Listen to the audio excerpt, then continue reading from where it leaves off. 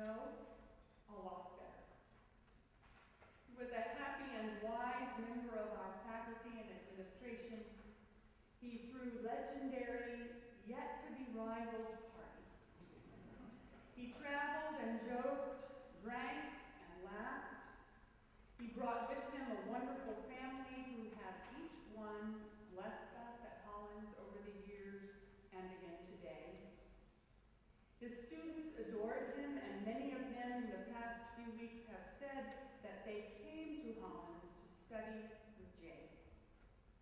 His travel partners adored him, and he formed a loyal band, and if Jake was going to travel, they would go with him to the end of the earth.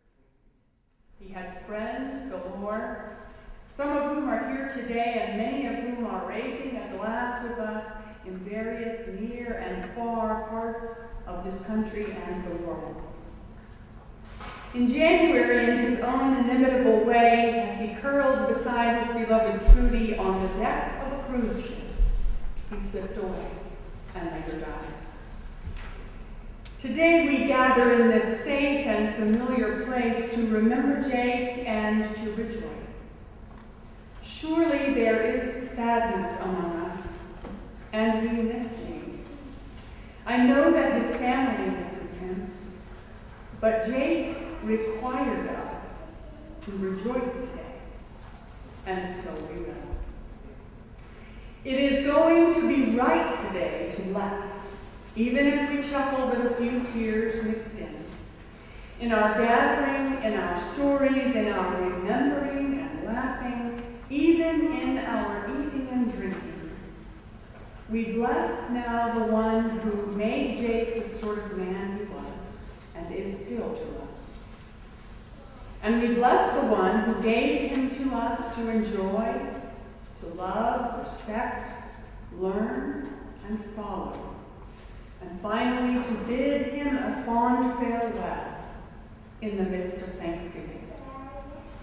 In it all, we give thanks for such a wonder among us as Jake, and for all the uplifting memories that are real and whole and true, and that will never be taken away from us.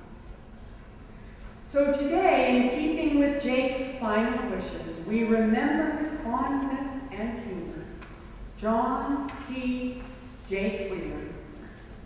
And after this more formal portion of our remembrances, we will retire to the green drawing room for beverages and food, and for a time when anybody and everybody may and should share a funny memory. It has to be funny, remember. That's what Jake wanted. That's what he gave us.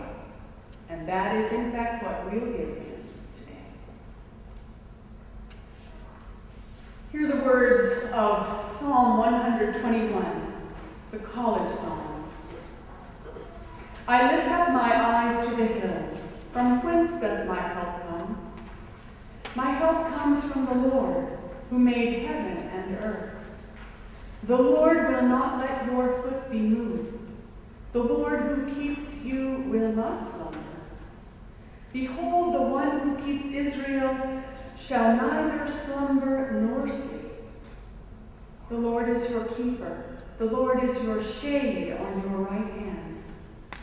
The sun shall not smite you by day, nor the moon by night.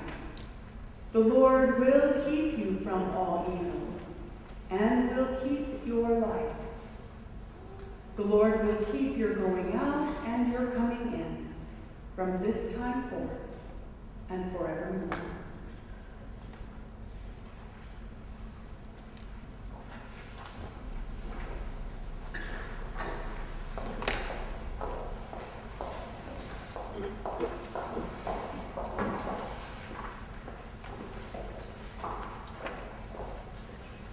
Welcome to all of you this afternoon, and a special welcome to former Hollins President Maggie O'Brien, who has joined us today.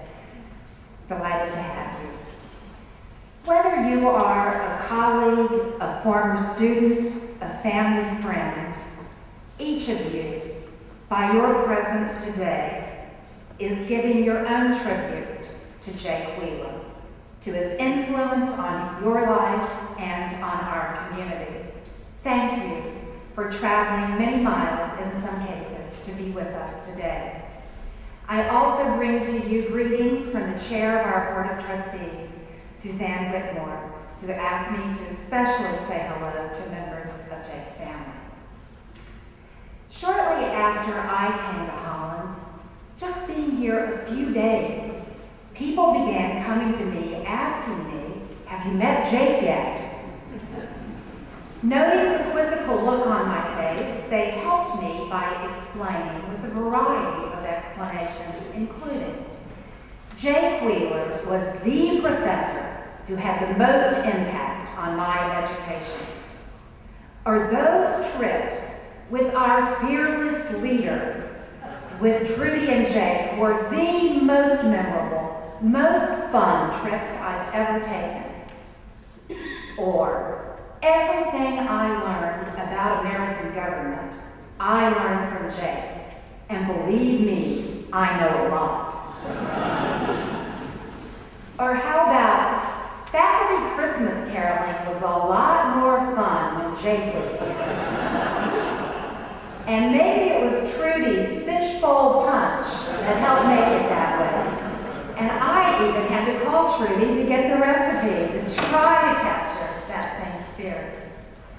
And not too many weeks after I had been at Hollins, I was honored by Trudy and Jake, who came by my office to introduce themselves. And very quickly, I began to develop my own sense of why this man and this wonderful woman were so important to so many members of the Hollins community. And just a couple of years later, as I saw Jake and Trudy and their family interacting with alumni of all ages, I gained even a deeper appreciation of the importance of this man to so many. In the last few weeks, the refrain has changed from people asking me, "How's Jake?" to reflections on the importance of Jake in the lives of so many. A couple of comments especially captured my own imagination. In the words of Wyndham Robertson, she told me, "For Hollins, he became an icon. Like Tinker Mountain and the Rock, there was Jake Wheeler." A pretty good summary, don't you think? And on Founders Day, our speaker, alumna Nudie Rogers, remembered Jake with this story. "I saw a bit of Mr. Cock in Jake Wheeler, who brought the broad program to Hollins and really embodied Mr. Cock's vision of the Hollins community. Mr. Cock most surely would have been smiling on the day we arrived at Professor Wheeler's political science class on his birthday, bearing party hats and styrofoam containers with ice cream. Professor Wheeler promptly put on a party hat on his head, asked for a container of ice cream for himself, and continued on with his lecture, pausing only briefly to greet a prospective student who appeared with a tour guide at the door of the classroom." And I know that many of you have funny recollections of your own, and we hope you will join us following today's service in the Green Drawing Room to share them. And today, in keeping with Jake's wishes and the wishes of his family, let's celebrate the life and legacy of Jake Wheeler as he wished, with witty remembrances, warmth in our hearts, and smiles on our faces.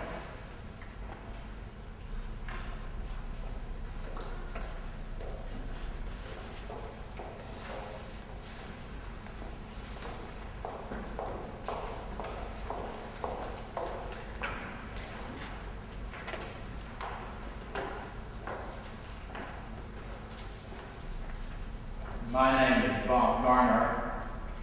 Back in the 80s, I was the pastor of Green Memorial United Methodist Church downtown.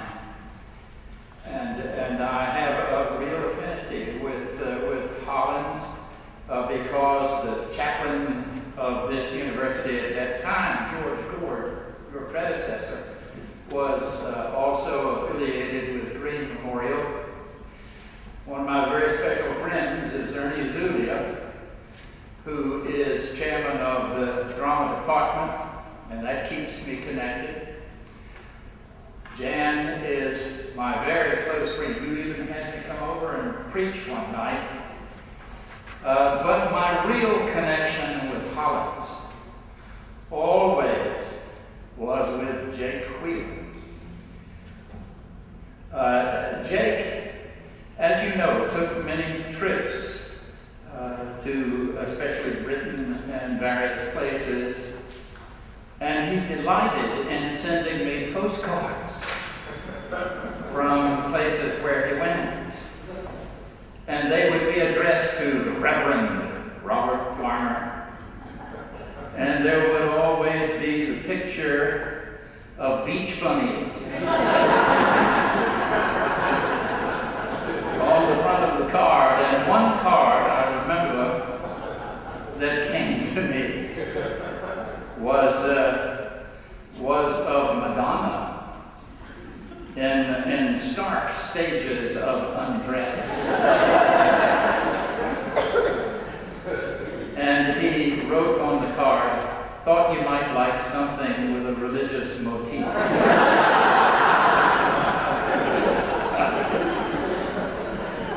But then one day, there came this letter to me,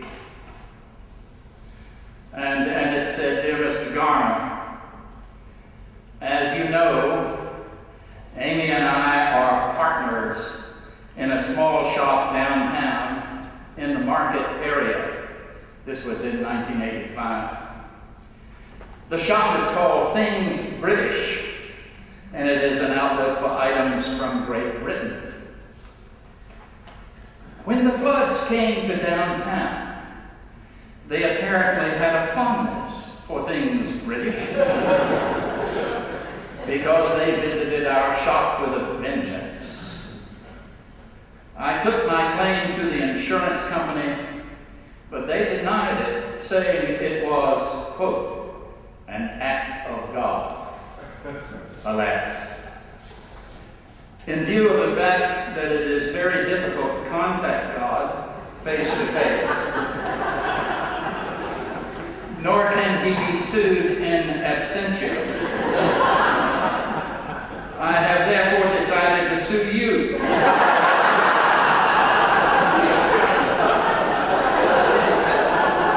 And Green Memorial United Methodist Church, since you are God's representatives on earth. You will shortly be hearing from my attorney.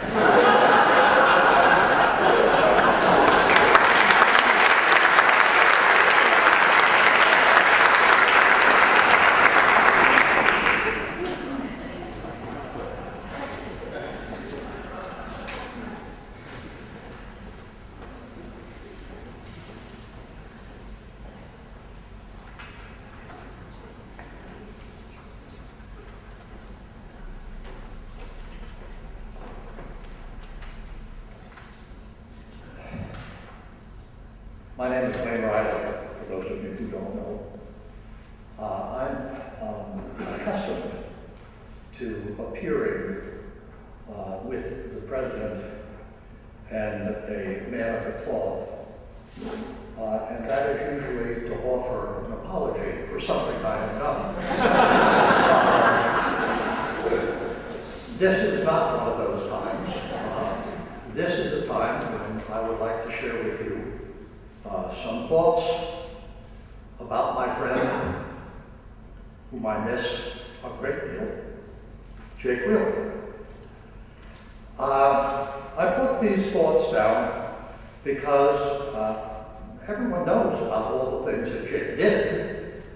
It is hard to walk around this campus without bumping into something that Jake had something to do with making or building or whatever. So I put together a series of thoughts about the ways in which Jake had affected me. and the roles that he had played in my life. Since I taught here for 35 years, was his colleague in the Department of Political Science. And by the way, his courses were no better than mine.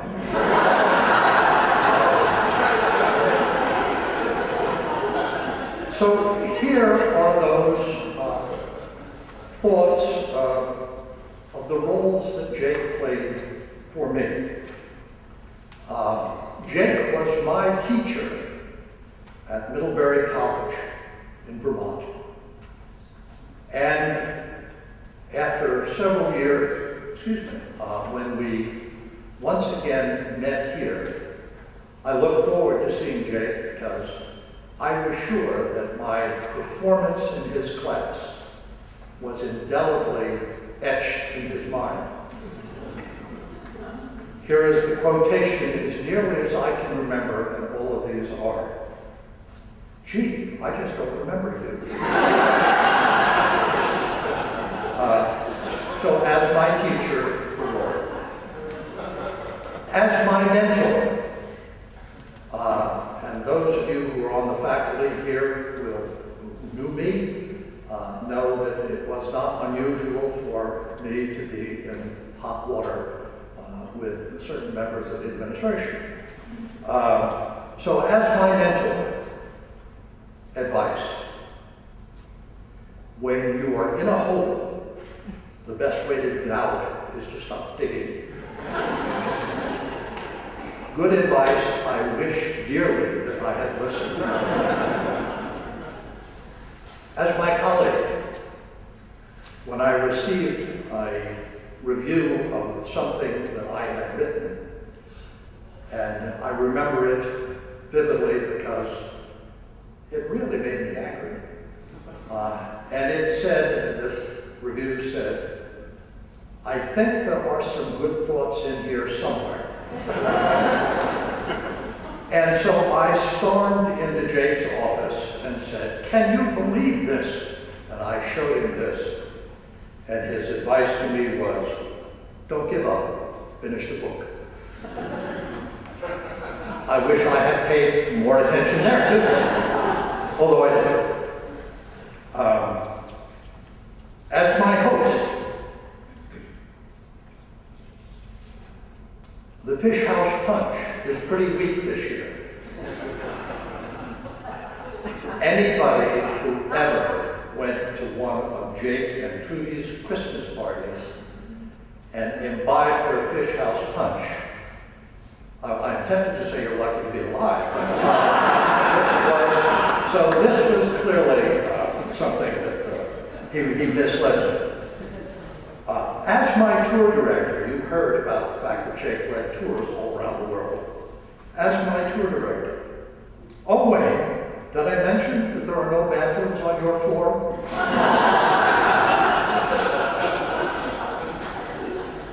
As my dean, we have to find some way to reward this young woman's effort. And there you're getting at the essence of Jake Wheeler, his desire to make sure that everyone was rewarded for their experience here at Hollins. And I can tell you with moral certainty that there are a number of young ladies who currently have Hollins degrees that wouldn't have in the absence of Jake Wheeler. Finally, as my friend,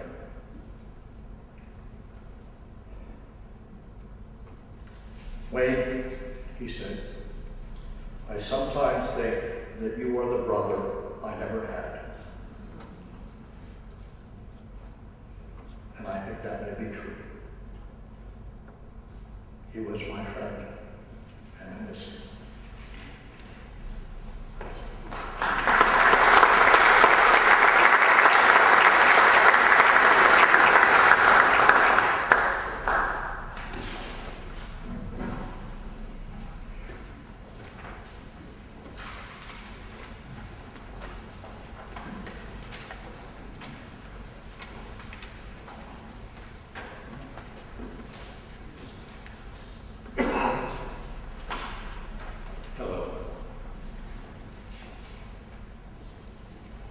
My name's Tony Thompson.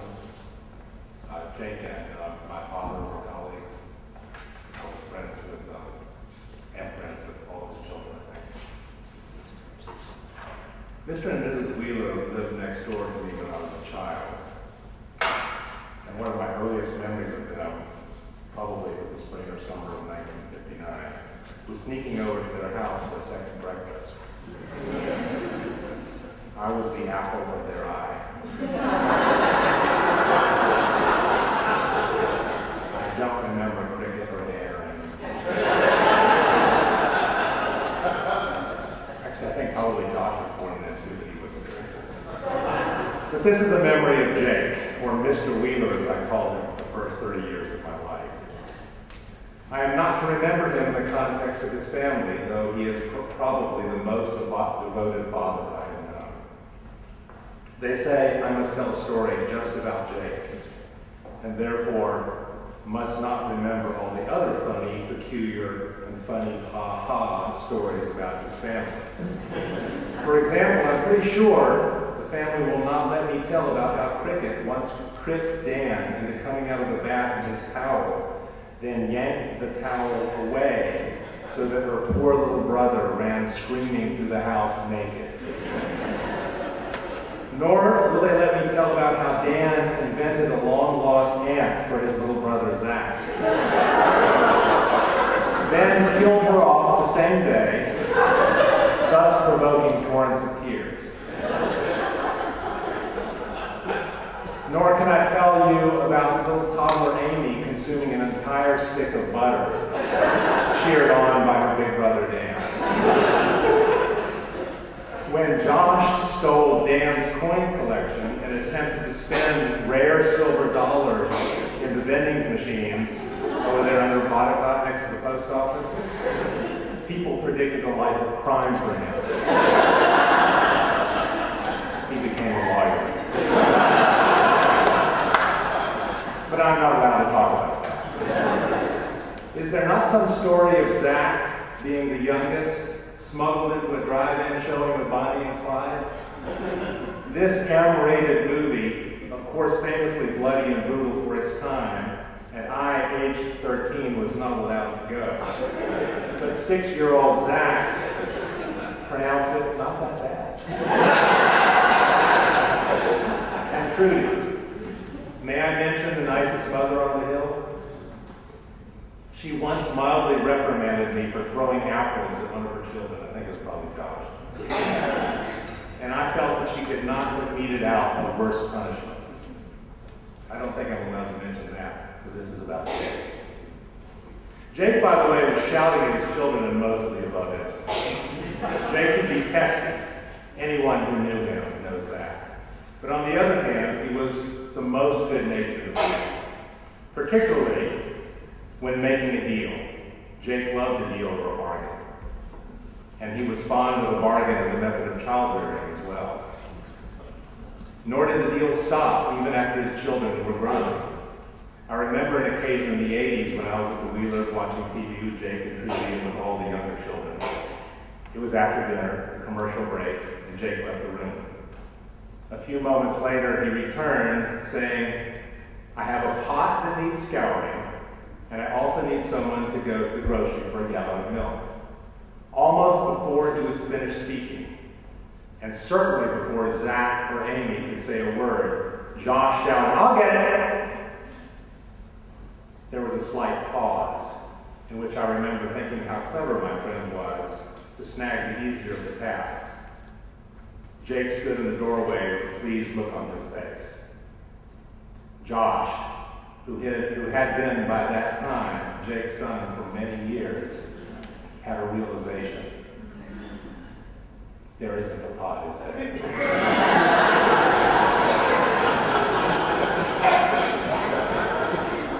No, said Jake.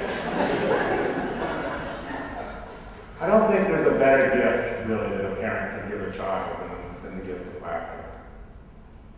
This great man didn't just give that to his children. He gave it to me also.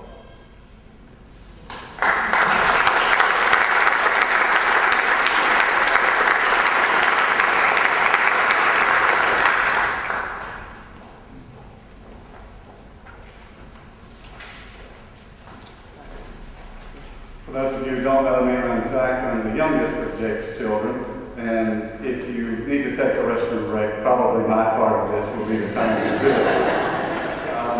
Unfortunately, Jake's ability and love of public speaking is not genetic, but I will try and get through this. My part here is to talk about post-Hollins. Jake came to live in Thomasville, Georgia, where Stacy and I have been living for 6 or 7 years, and that's where he grew up. So he came back home, and we were very fond of having Trudy still with us, and there were years we could not give back, so it was wonderful to have him there. One of the things he did when he came back to Roanoke was he got involved in a Rotary Club, or Trudy likes to call it a rotisserie club. And one of the things that they did, he became very active, and he wanted to become part of the community, and it was very important to him. But they did something called Sunshine. And I don't know if all Rotary Clubs do this, or just Thomasville. And if you don't know what Sunshine is, it is either a horribly spent time where you listen to somebody go on about, this is the best way to live your life, or very, very bad jokes. So Jake got on the Sunshine Committee. He was going to improve Sunshine. And after his death, we were going through all of his files and things, and he had a Sunshine file. So what I want to do today is one last Sunshine for Jake. He would appreciate this.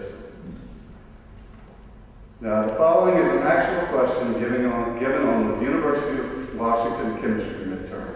The answer was so profound that a professor shared it with his colleagues. Bonus question. Is hell exothermic, gives off heat, or is it endothermic, absorbs heat? And I'm sorry if I say anything that's offensive. You always have to wonder who's beside you. Most students wrote proofs of their belief using Boyle's law. Gas cools off when it expands and heats up when it is compressed. One student, however, wrote the following. First, we need to know how the mass of hell is changing with time. So we need to know the rate at which souls are moving into hell and the rate at which they are leaving. I think we can safely assume that once a soul gets to hell, it will not leave. Therefore, no souls are leaving. As for souls entering hell, let's look at the different religions that exist in the world today. Some of these religions state that if you're not a member of their religion, you will go to hell. Since there are more than one of these religions, and since people do not belong to more than one religion, we can project that all souls go to hell. With birth and death rates as they are, we can expect the number of souls in hell to increase exponentially. Now, we look at the rate of change in the volume of hell, because Boyle's law states that in order for temperature and pressure in hell to stay the same, the volume in hell has to expand as souls are added.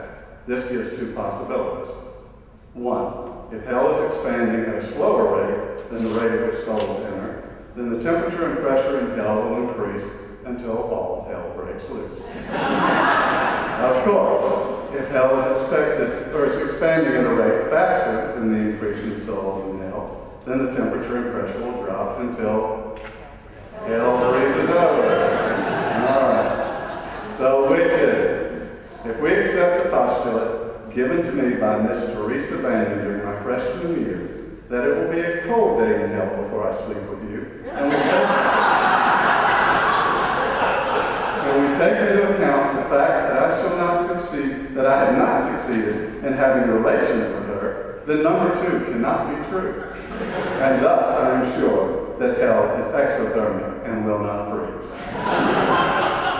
This student received only A given.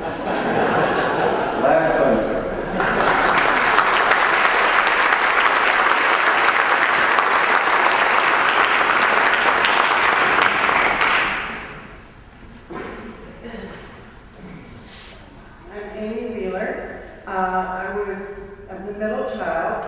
The middle-aged child, and unfortunately I am that now.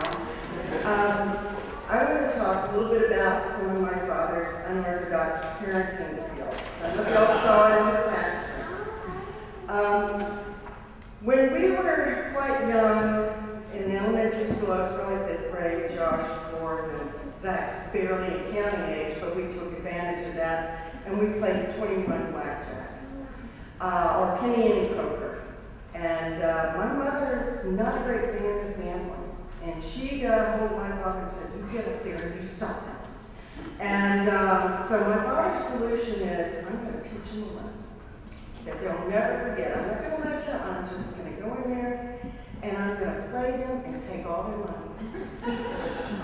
Well, as the game progressed, he ended up having to borrow money from us to stay in the He never learned from that lesson. Years later, my mother finds out that I am riding on the back of a motorcycle with a friend. My mother's very anti-motorcycle rider. So my father lures me out for a ride and in the car, we're driving along, and he goes, your mom wants me to talk to you about something. And I'm like, oh God, what is it now? She wants me to talk to you about riding motorcycles. She wants you to know that they're dangerous. I have 2 words for you. Easy rider. End of discussion. Tell your mom we talked about it. Okay.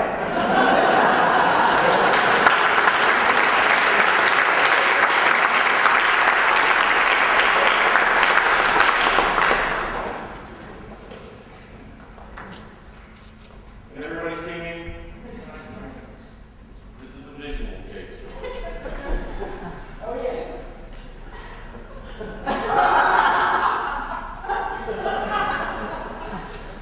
Summer of 1975, my parents took my brother Zach, my sister Amy, and myself to France. We were touring southern France, little villages all around southern France.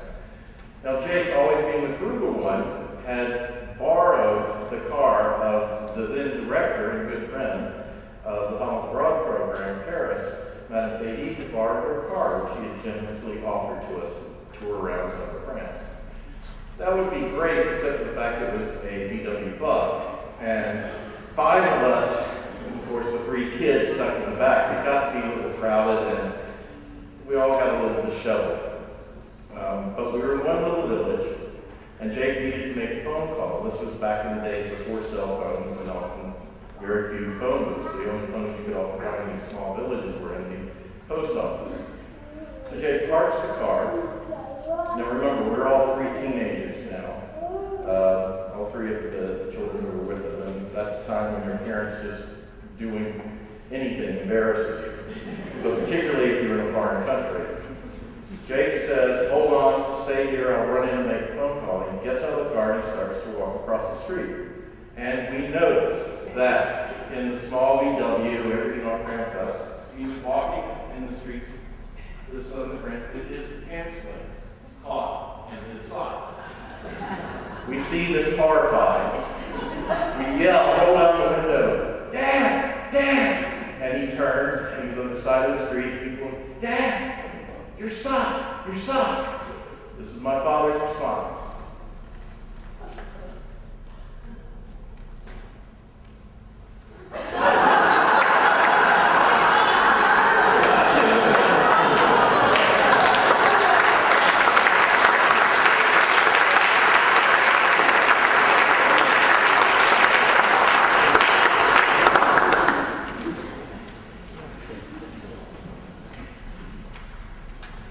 Let us pray.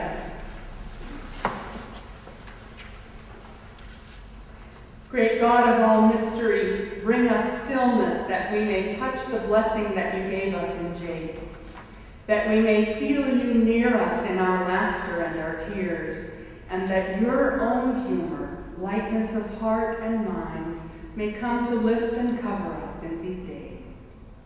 Our laughter this day is the shape of our gratitude, and also the form of what we miss most about Jake. O giver of life, we lift up hearts to you now. We give you thanks for the gift of our friend Jake Wheeler. What a privilege it was to know him, to work and play and travel with him, to laugh, eat, drink, spar, and envision the world from his eyes, from his joy. We already know that Jake is with you, probably making you some fish house punch, gathering old friends to come over and sing and drink and share. showing you how to make things a little better and a little friendlier and a little more just, getting people together to enjoy your part of the world too. And oh God, I have the feeling that Jake knew far more about each one of us than he let on, that those quiet, perceptive eyes and mind saw more than he spoke of us. And though he might be even now regaling you with stories and facts and character traits and flaws about us, we'd rather you keep them to yourself, as he did.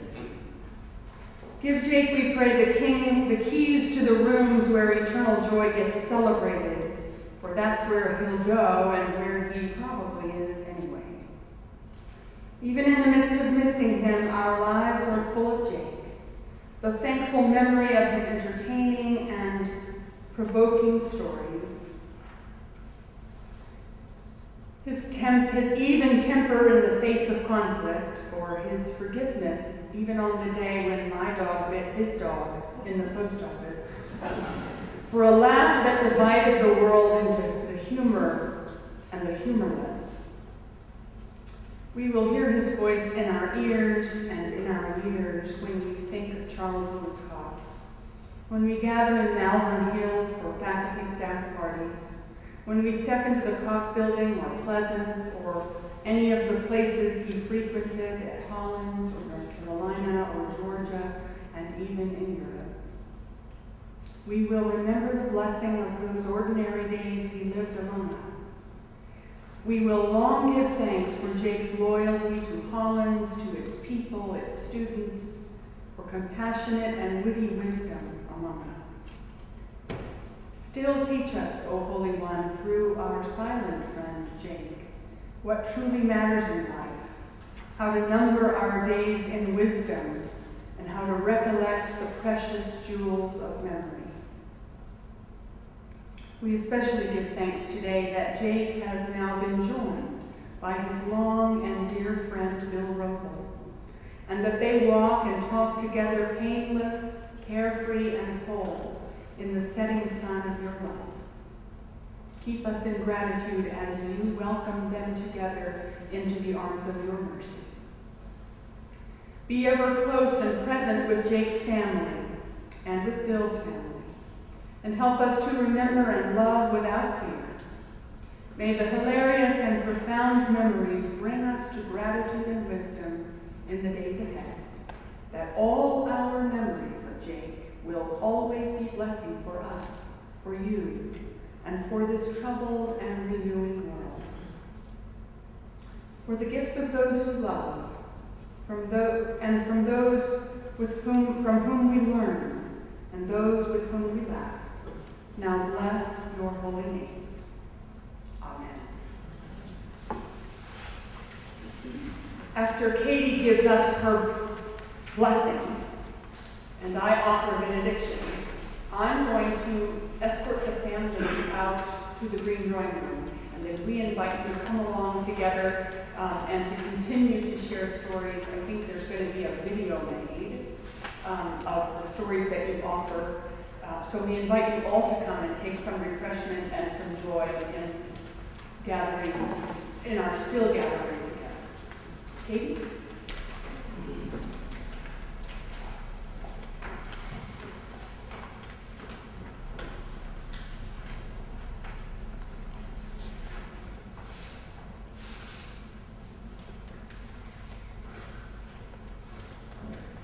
This is Jake's last granddaughter, last grandchild, who would like to recite his favorite lesson.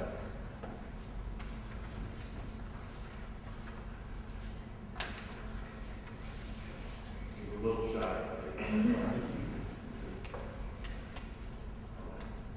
Na na na na na na na na na na na na na na. We thank you for this food, Lord, Mom and Dad and you, Lord. We thank you for this food, Lord, to get us through the day. Na na na na na na na na na na na na na na na na na. Amen.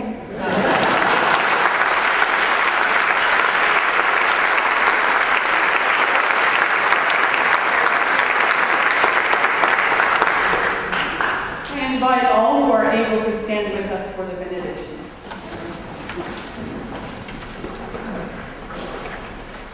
And now may you accept life as a gift and live life as a way of giving thanks. Go in peace, for the strong name of God goes with us all. Amen. Before that, though, I'd just like to say, over the last couple of months have been very difficult times, but it's been actually incredible, the outpouring of support from family, from friends to my entire family, and we can't tell you how much we appreciate all of your kind thoughts and your remembrances about my father, and what a terrific person he was, and we really, truly, from the bottom of my heart, we really appreciate that. However, we don't want to hear that today. Don't want to hear any more of that. Jake was very specific. He just said, including his kids, only funny stories could be said today. So I'm going to be a strict taskmaster, like the occasion would. And if anybody starts going off on into the ocean or something, we're going to cut them off at the end. No, not really. But we really do hope that you'll feel free to share your funniest memories. And I'm going to ask Jim Grew, Maggie O'Brien's husband, to start off, because I know that he has a story that we Wheeler family love to hear. And but I think the rest of you would like to hear it too. So Jim, would you come take the podium, and then I'm going to keep calling, and if people don't come up, I'm going to do like my dad and start calling on you. Especially with possibility.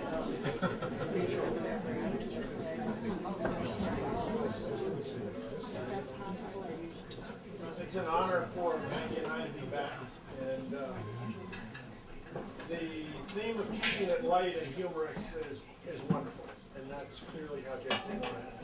I'm going to take the advantage of the first spot in two quick funny stories. The first one is, I think, works its way through the Wheeler family, but our family and the Wheeler family got very close while we lived on campus, and running up to the Christmas holiday, our family was going to go down to Florida, and when you're in the president's house, you have to have a Christmas tree to entertain the guests. So we're at the Wheeler family, and we probably hit the fish house punch a little too hard. And I looked over to Jake and said, Jake, you're going to have all this family coming in a day, and you have no Christmas tree. And then Trudy scowls at Jake. And Jake sort of gives that classic Jake look. Well, and I said, why don't we, since we're leaving town, transport our Christmas tree down the hill and move it into your house? It's already decorated. So Jake liked that idea, because I don't think he had any plan to get a Christmas tree. Trudy loved you. It was a tradition, by the way, that hung around for a couple of years. We would hand off the Christmas tree. So Jake had a pickup truck at that time, and we loaded it was very careful operation to load that decorated Christmas tree on the pickup truck. We wheeled it down, angled it in the door, and then I forget which grandchild, when we got back, we heard the stories, questioned, who in our family is named Howie? Who's this person named Tucker? We had seen ornaments we had never seen before. And we were like going, I thought we made all our ornaments, and these don't look like anything I had. Jim, I want to add to that because I was one of the pallbearers in that tree. Once we moved it out the door and put it in the truck, we drove down to the residential area, and it caught a branch. And so for the whole stay we were there were somebody's ornaments were hanging from the truck. I lost about 15% of it. Sorry, Dave. I hope you replace it. My second story, and I'm taking this opportunity, has never been told, and it's one that Jake and I have kept private. But Jake was a great counselor to Maggie as a young president, and in a serious vein, Maggie really cherished that role where she could go to Jake, and Jake, with his wisdom, would answer tough questions. And I came across one of those tough questions as the spouse of the president. One of the things Maggie did was when she was walking around, she'd pick up a can of beer or a piece of trash just to make the campus look nice. An empty can of beer. So I had to get a FedEx letter to the mail room fast, and the parking regulation at the boiler parking lot was 15 minutes. So I got a slot, and I'm running to mail this FedEx piece. And this very attractive, they're all attractive, Hollins student was going with her laundry, and something fell out of her laundry basket. So I'm moving along fast. I get that article of clothing, put it in my briefcase, and mail the parcel. I get back in the car, and there's this very scanty, exotic panty. So I had three options. One, I could go up to the dormitory and try and identify it. But and return it. I could throw it away, or I could play a trick with it. So I went to Jake, and I said, Jake, I can either try and return this, I can throw it away, or I can leave it in my briefcase and sort of put the briefcase in a spot where Maggie would find it and just see what happens. And Jake said, there is no question. I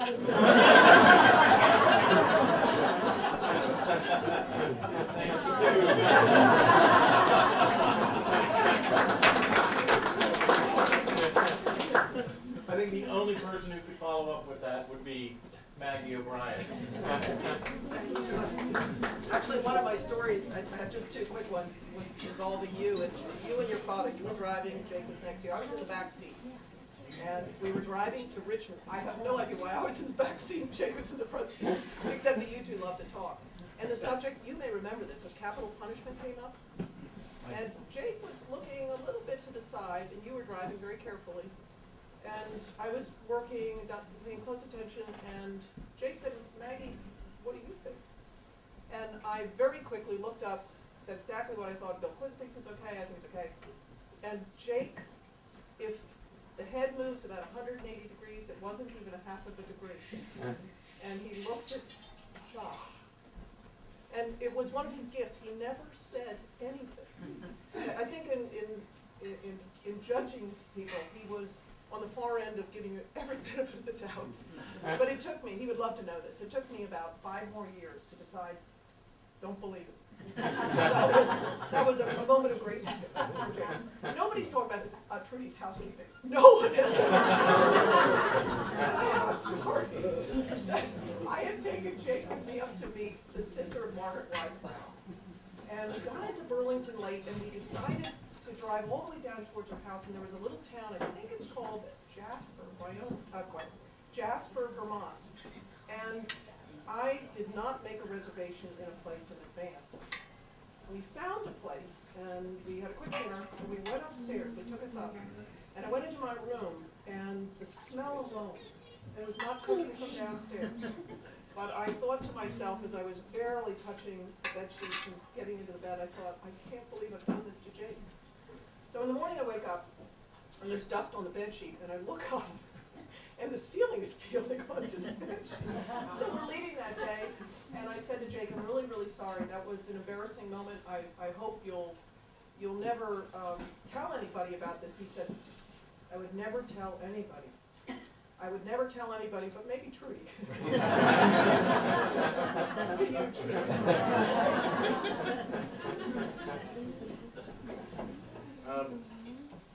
As a proud, did my daughter Katie do great? Well, I want to tell a story involving my daughter Chloe. Chloe was about 4 with my father. And if anybody never saw my father with any of his grandchildren, he adored his grandchildren. And he adored having fun with them, and he adored when they had fun with him. And one time my parents were visiting, and but Jake had some work to do, and Trudy, my wife Susan, Katie, who was only, I think, not even a year old, and Chloe, we went to Washington to the Natural History Museum to see all the dinosaurs. Chloe was very interested in the dinosaurs at that time, at 4 years old. So we came back that evening, we were having dinner, and Chloe was telling him, we saw these giant, big dinosaurs, Jake, man, they were huge and everything. And Jake decided to have some fun with his granddaughter.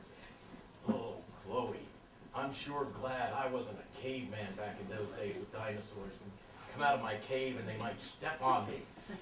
And Chloe looks at him and says, well, actually, Jake, man, dinosaurs were dead long before man ever came on the And my father had been looking at Chloe like this, and he just sort of looks at me with a slow burn, like a child that just made a fool of this PhD candidate. He was so annoyed by that story, he probably only told it 1,000 times since then. Is there anybody, who else would like to come up and share a story? Please, feel free. Joe. I'm Joe Weedham. I'm in the history department. I'm going to ask you to come here, Joe. We're recording these. I have the honor to be the current holder of the John P. Wheeler Professorship in the Social Sciences. My predecessor, Professor Raw, one of Jake's colleagues, has also held that. So I have a story when I was brand new at Hollins 30 years ago. I encountered Jake talking with Wayne Riley and Bob Bordeaux, then in the English department, about an article in the Roanoke Times dealing with moonshine in Franklin County. Up to this point, I had spent my whole life in such urbane metropolitan centers as Washington, D.C., Santa Barbara, California, and Casper, Wyoming. And so I had, as I mentioned to them, nothing whatsoever to add to a conversation about Franklin County moonshine. A couple of weeks later, Jake came to my office with a mason jar filled with a clear liquid. I discovered that this fluid was able to thin paint, cure scabies, and preserve small vertebrates. Jake cautioned me, don't drink that alone. Not to worry, I said. I don't drink by myself. Well, it's not that, he said. It's just in case you need somebody to take you to the hospital. I looked from jar to Jake, and Jake to jar, and said, okay. At his left, he said, welcome to Virginia.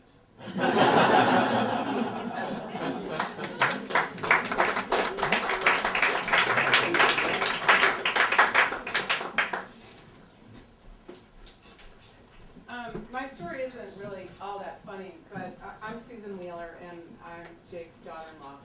And I just wanted to say that he was such a gracious man, and so kind and so sweet.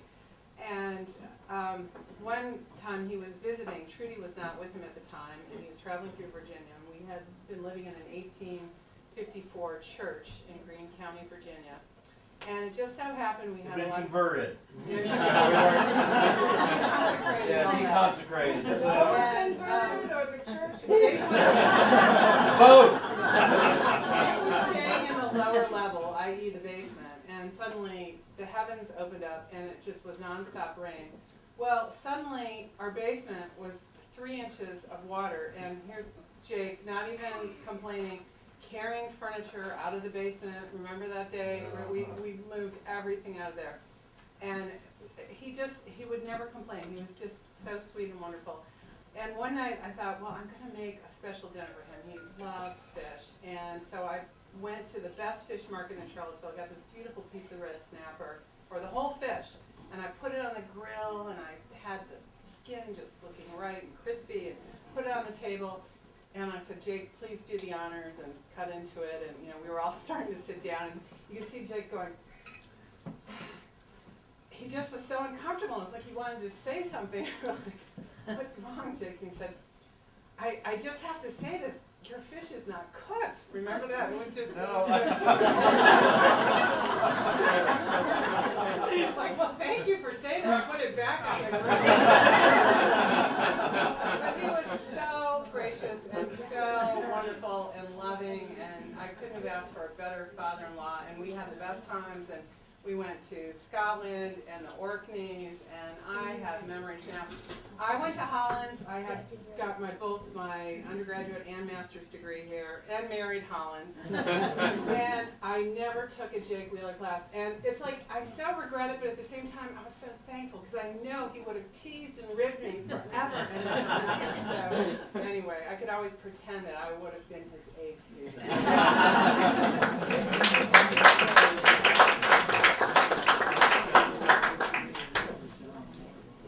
I'm Ann, and I'm Jake's adopted daughter.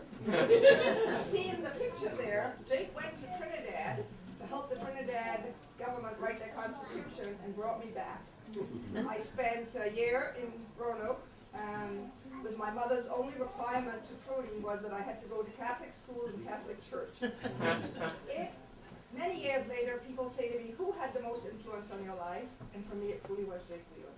I was one of 10 children.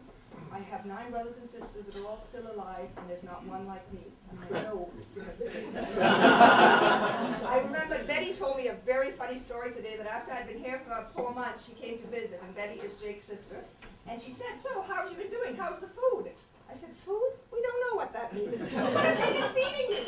Cheese and bread. So Betty made sure I had a meal, and it was wonderful. And I then came back and spent 2 wonderful years at Hollins, thanks to Jake again. And unfortunately, sort of one of those, I don't have any regrets in life, but one was that I didn't complete my Hollins program. Went back to Trinidad to be married, and then migrated to Toronto, Canada, which is where I live now and have lived for the past 30 years. Brought my daughter at the time, who was about 4, and that was the last time we saw Jake and Trudy and the family until about 4 years ago, where we met up with Jake and Trudy in Toronto, and they were heading out on the train travels across Canada. But the funny story to end this is that in November of last year, we came down for Thanksgiving, and I brought my daughter, son-in-law, and granddaughter. And we were in the living room at the house on Love Street, and Jake's cousin Becky and her daughter was standing around, and my granddaughter Carly comes running in, and Jake, with a very straight face, says to Becky, and Becky, I want you to meet my great-granddaughter Carly. And Becky, who now has a little bit of dementia, is kind of looking at Jake saying, where did I miss this? I don't know. And so he makes a big deal about the fact that he had to meet his great-granddaughter. And I'm so, I just can't tell you what this, being here and sharing all of those Jake stories for the many years I missed them.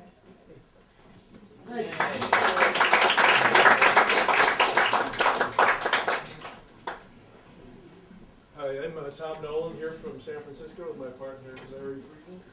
Maggie, we stayed in your house in Thomasville. We didn't do a thing. We didn't take anything. The last 2 times we saw Jake, Trudy and Jake, as they're traveling across Canada on a train from Vancouver. They came down to San Francisco. And Jake had a significant stroke. And on the wheelchair for him and everything. And we were very concerned. We hadn't seen anything like this before. And it was just, we were very, very upset and concerned about it. But then cocktail hour happened. Jake just miraculously came down the hall.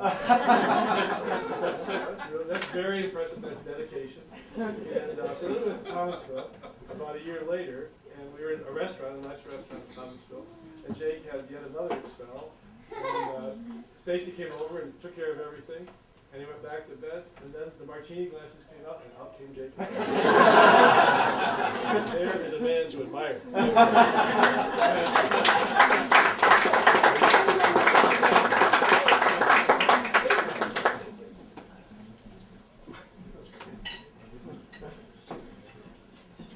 I'm Pam Riley, one of the dinosaurs from Hollins, married to another dinosaur from Hollins. And this story took place in the 80s. And this sort of thing still happens. But at that time, Wayne was chair of the department, and it was customary for the department chairs to invite over the graduating seniors for supper, which we did. And I know Jake was there, Jean, you may have been there as well. I can't remember everyone who was there. Anyway, we had supper. We were sitting around afterwards, and Wayne made the obligatory farewell address to the graduating seniors about what a wonderful job they've done, and they've been missed, and they're going to go on and do great things. And at that point, Jake stood up and he said, you know, you've been with us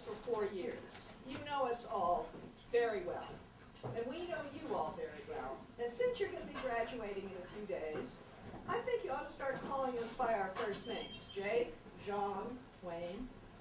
And there was this little giggle that went through the 9 or 10 students who were there. And one student piped up and said, and advised the Waynes, I could never call him anything but Mr. Riley. And Jake said, sure you can, sure you can.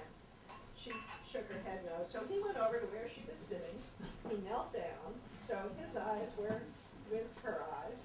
And he said, now look at me and repeat after me. She said, all right. He said, say what? And she said, what? He said, say A. She said, A.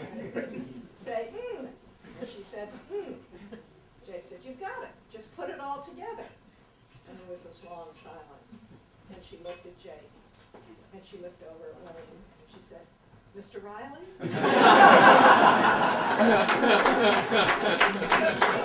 Always get his way.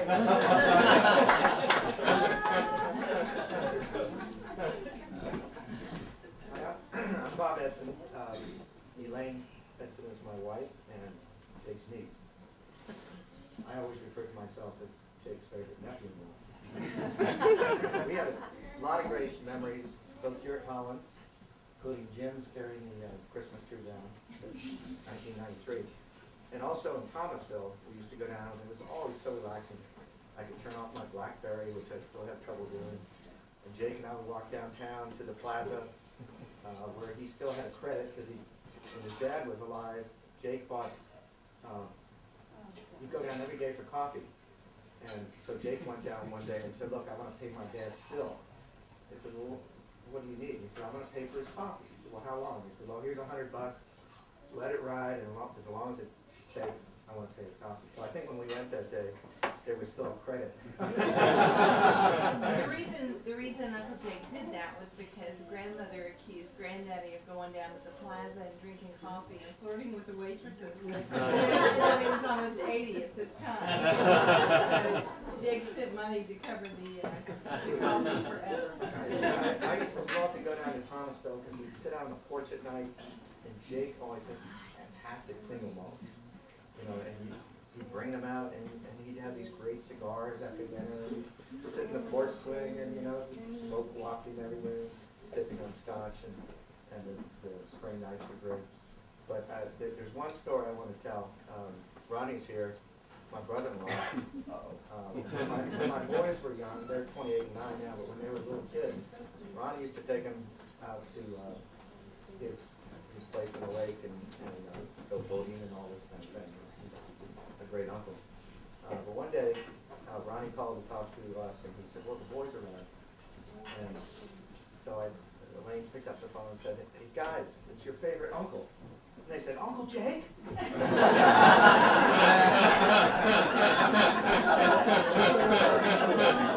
Here it goes.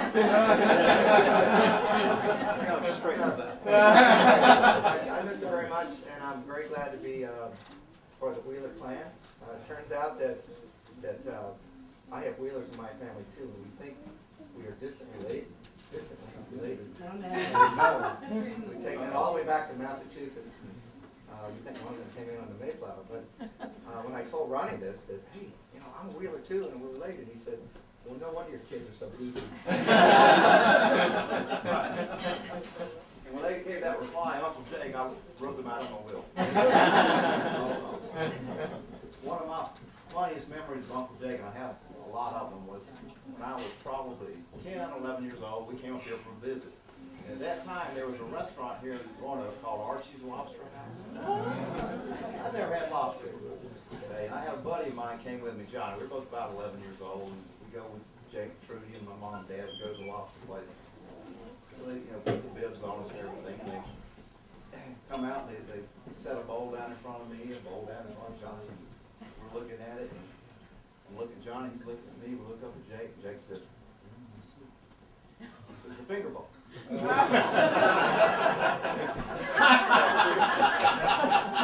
So we immediately grab a spoon. That was a lot of years ago, and to this day, in fact, when Jake passed, I called Johnny to tell him. He says, you remember that time?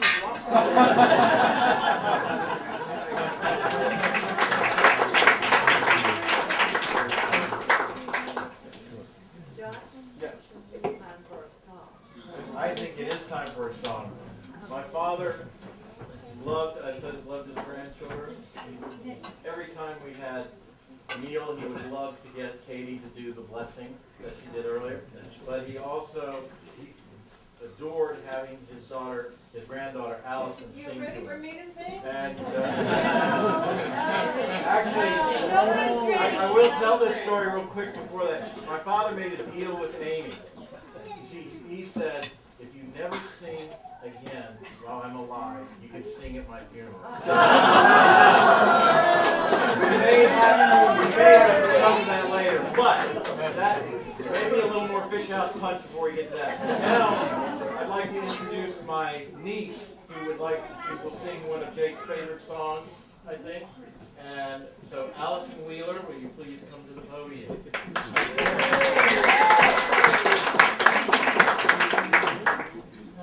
Jake, whenever I was around, always made me sing this song to him. It kind of came where I kind of got sick of singing it to him, but I always sang it to him, always. So, this is it. It's called Let Me Entertain You. Let me entertain you. Let me make you smile. Let me do a few tricks, some old and some new tricks. I'm very versatile. And if you're real good, I'll make you feel good. I want your spirits to climb. So let me entertain you, and we'll have a real good time. Yes, sir, we'll have a real good time.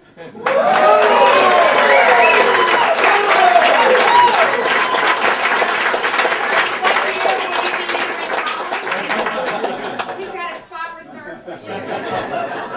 And then this next one, this one's just a song that I think reminds me of the memories that I had.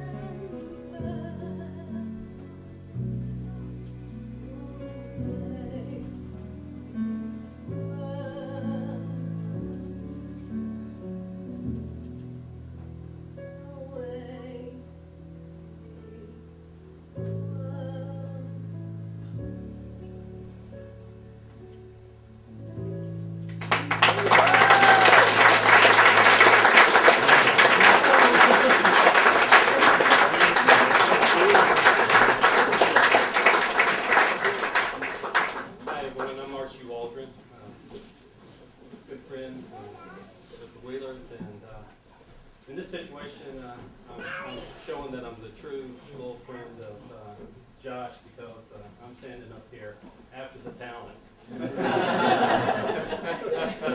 But I got a couple stories about Jake, and it ties into the lines of graciousness. Time about, I guess I was about 21, 22, and I was out with a couple of friends, and we were socializing, having lemonade, iced tea, things like that. And got on a discussion about movies, and we couldn't remember who the actor was. And I said, Josh, no. Go over to the phone. We didn't have cell phones. And called Josh, and Jake answered. Hello? I said, hey, Mr. Wheeler, Josh there. Archie, is this you? Yeah. Is it an emergency? I'm like, no, just need Josh. Just a minute. He goes, gets Josh. Josh goes, hello. Hey, Josh. And I can't remember the name. I said, Josh, who played in such and such? What? Who played in Archie? You know it's 2:30 in the morning? So, next day I was talking to Josh, and I said, how's Jake? Well, I think he's okay. All he said was, it better have been important. So the other one I share is a secondhand story because it came from talking with Josh. Josh took a class with Mr. Wheeler, and I happened to catch him, after that, and was talking to him. He was laughing. He said that Jake had this quote that anytime a student would ask a question that really wasn't pertinent, they're not of value, he would ask them in return, what is the half-life of plutonium? And of course, everybody would look at him. They didn't know.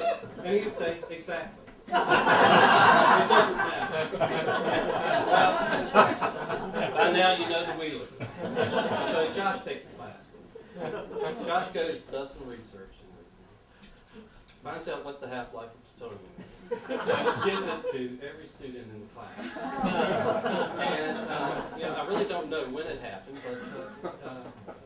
but during the semester, finally the opportunity came up in the question.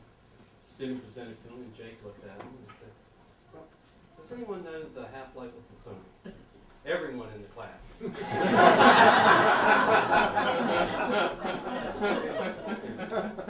So revenge is sweet. Just one last note on this. I'm living down in Valdosta, Georgia, which is about 40 miles from Thomasville. And just to show the spread that Jake got around, I was in a meeting with Gloria Boyette, a Wesleyan girl. And I told her that I had to leave the meeting early. I was going to see my friend Josh and his dad, Jake. And she looked, Jake Wheeler? And I said, yeah. At Hollins College? I said, yeah. Oh my gosh. I went on several trips with him to Europe. And then just started telling these stories. And then, finished with Josh taking her home from a movie theater because it was late at night. And it's just a wonderful story. What?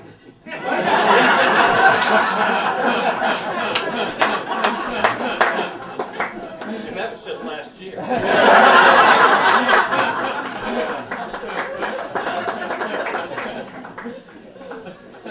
You said no, my father never liked Archie.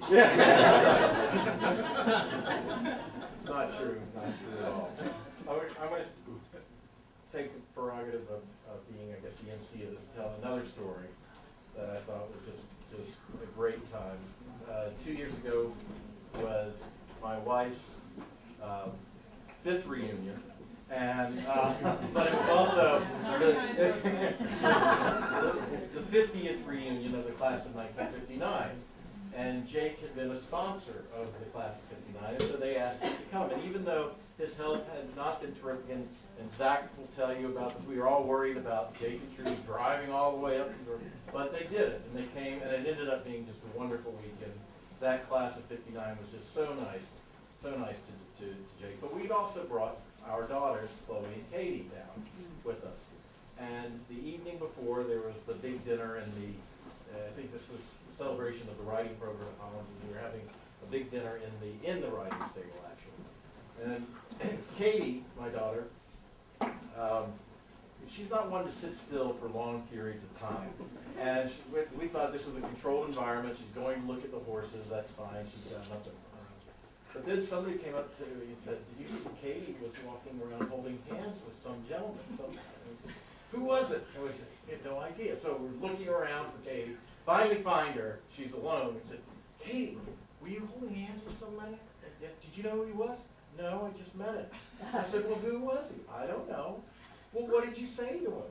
And she said, "I'll get you. I grew up on this Hollins campus. Been here for years. I actually went here for 2 years. Katie's mother has 2 degrees from Hollins." And so I asked her, "Well, what did you say to this man?" And she, "Well, I asked him if he knew who I was." And he said, "No, I don't." And I said, "Well, what did you say?" "Well, I said to him, I'm Jake Wheeler's granddaughter." Which just speaks to the brilliance of my daughter. She picked up on the fact that the name that would count around here was not her father. But the end of the story, which was just very nice, because apparently I said, "Well, what did he say to that?" And that man said, "Well, he said to me that everybody in this room loves my grandfather." And I thought, "Oh, that was sweet. I didn't know who that was." The next night, I'm over at the dinner for the 50th, the 50-year class of '59, and I meet President Gray's husband, David. And I said, was introduced, I think my father introduced me, and he said, "Oh, I met your daughter, Katie." And I just thought that was just such a wonderful thing that he said, and it was always my memory to be treasured. But for my father, he said that was my favorite thing of the whole weekend. And we constantly repeat, "Do you know who I am?" Anybody else would like to share? Bob, please. Oh, please, Bob. Another letter. I'm not very original. You get sued. Yes, right. I don't know how many of you got this little letter about Jake's comments about his own death, but I think the first paragraph of it is really wonderful. Our grandson Zachary took his first steps over at the Wheeler's house over here, and so we were being entertained that night royally. But these are the final sayings by himself. To paraphrase Twain, the report of my death this time was not exaggerated. It occurred sometime in the last couple of weeks. At the time of this writing, I did not know the cause, but since I have been under the care of numerous ologists, Cardi, Ocon, Dermal, and Ural, a surgeon and a family practitioner, any one of a number of things might have taken me off.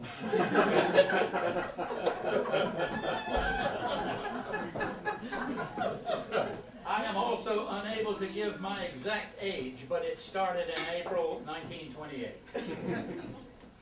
My first wife, from 1950 to the event recorded here, survives me. She was from Mount Pleasant, Florida, and since she was originally Edna Gertrude Grubb, you see why she preferred Truly Wheeler. She never aged, and that is true.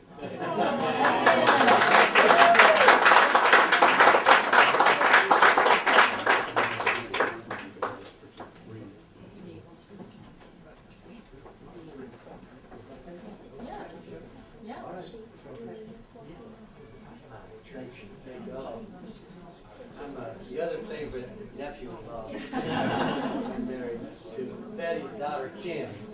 Very happy to be part of the Wheeler family. Trudy, this is one for you. Where is Trudy? Trudy. Over there in the captain. His 2 favorite words. Jake's 2 favorite words. Yes, dear. Yes, dear. Yes, dear. Judy called me, she's so sweet, because she called me personally and said, would you come play? Because we had a great concert in her kitchen one night, which I ended up staying with Amy. So, yes, dear, this is for you, right? With help from my daughter and my wife. Yes, dear, I hear every word you say. I heard those words just yesterday. Now I'm gonna ignore my chores today. Yes, dear, I hear every word you say. So I went down to the store. I got talking about Al Gore. Forgot what I was looking for till I come back through our old front door. But yes, dear, I hear the words you say. I heard those words just yesterday. Now I won't ignore my chores today. Yes, dear, I hear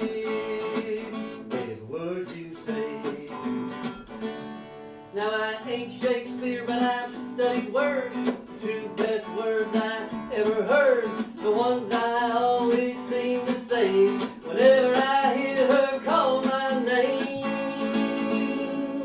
Yes, dear, I hear every word you say. Come on, yeah, I heard those words just yesterday.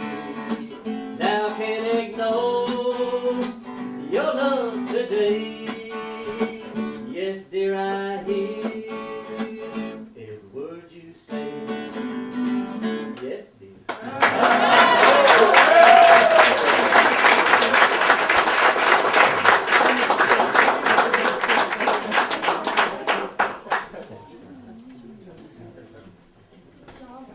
Oh, thank you. Oh, and that.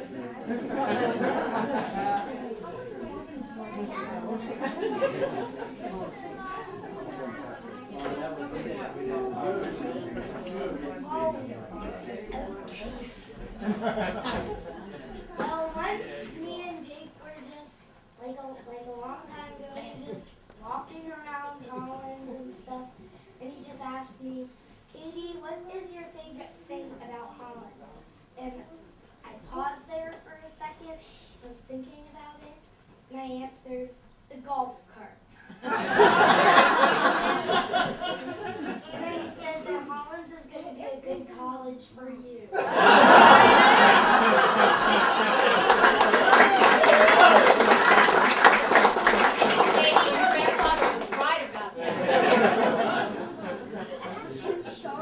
Anybody else with the same? Yes. I got one. Okay. Hold my champagne sticks. Okay, all right, here, Kim. Okay. Go Cougars. Okay,